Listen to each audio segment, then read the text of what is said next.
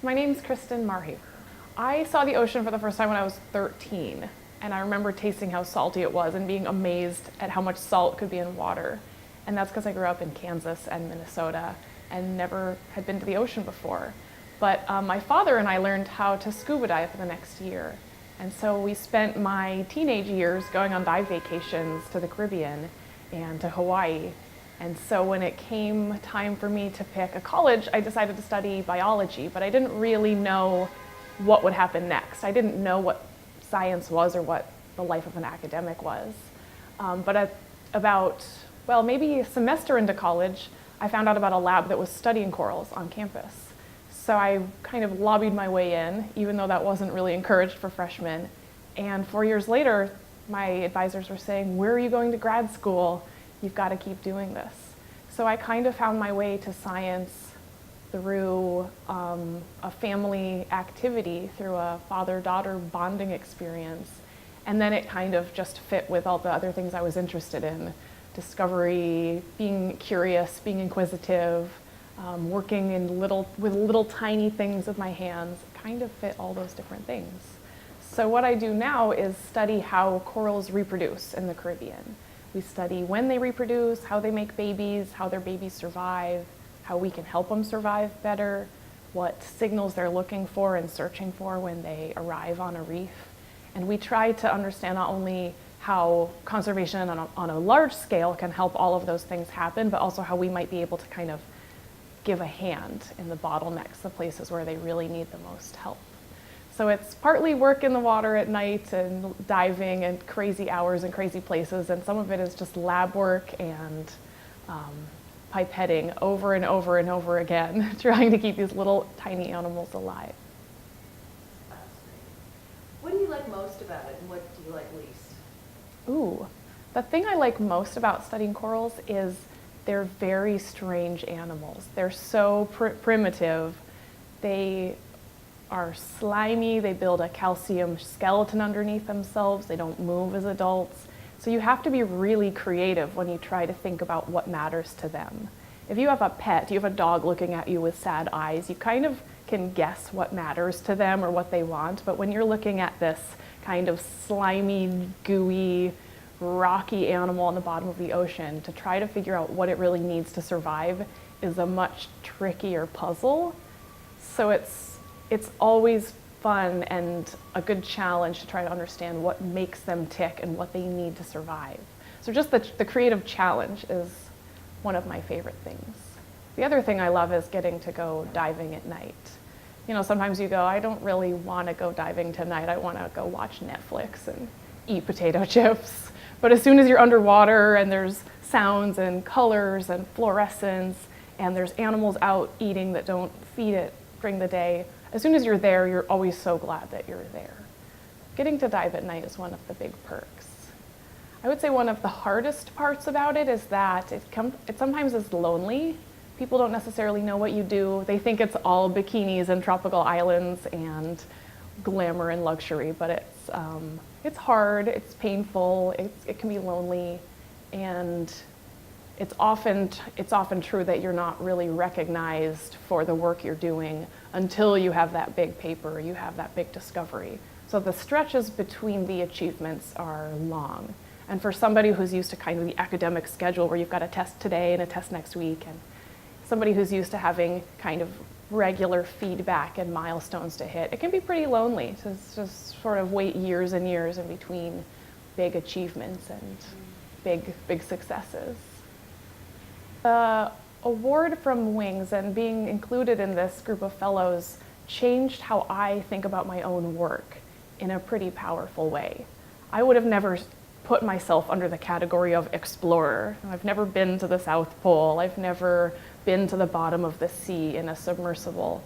But what it made me realize is that you can be pretty close to your house, but at a strange time of night, for a really long time, for years and years and years in a row, nights and nights in a row, and that is as much of a wacky form of exploration as traveling really far or using big equipment to get there. So it gave me a new appreciation for what I do that I never actually kind of gave myself credit for doing. I think what's interesting about Wings and what's different is that they're focused on women who do a kind of work or have a kind of arc to their career, whereas most of the organizations in marine conservation or supporting women in science tend to be focused on medicine or coral reefs or a certain habitat or a certain kind of field of study. But the Wings Fellows are chosen for the sort of ambition to explore, and that makes a really interesting group of people. You might not necessarily have any of the same language in the day-to-day work that you do, but your sort of ambition to go push boundaries is similar. Who had the biggest influence on you in your life, do you feel? Oh my gosh, who had the biggest influence on my life? I guess it might be sort of a predictable answer, but my parents were incredibly supportive. I wanted to take pottery classes and have math notebooks and go learn how to scuba dive, and they were so supportive of all the kinds of curiosity that I had. And I rebelled against a lot of my schools for not being weird or creative or accommodating in certain ways. And my parents could have said, get in line, do what they say, don't cause trouble. But instead my parents said, let's go find a teacher who will help do that for you, or let's go find a whole school that will help you pursue what you want to do. So to look back on that, it's pretty moving to think that my parents sort of stuck up for me that many times and not just said, get your grades and don't cause trouble. Thanks, Mom and Dad. I've been really fortunate that the people around me in science have been so supportive and respectful and caring. I've had a lot of great men help boost me in my career, say, submit that paper back, keep going, guys would fight, you've got to go fight in this situation.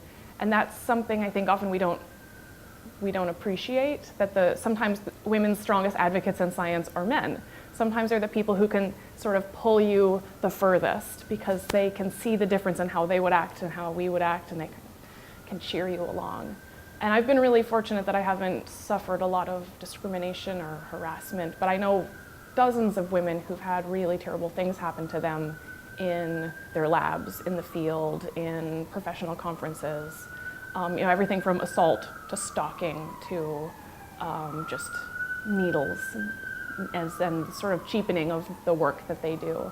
So I've been really fortunate that I haven't felt much of that. I think one of the tricky things is that it's still kind of a profession where you have to kind of sell yourself and network yourself into each next level, and sometimes women don't necessarily have that instinct to promote themselves level upon level. We often sort of assume that other people will recognize us and help us along, and so we don't necessarily always have the instinct to lobby for ourselves and hustle. So it can be difficult to climb the ladder, as they say, because sometimes it's hard to find out where the ladder is, or even know that it's your job to go open that door, go call that person, go network those people.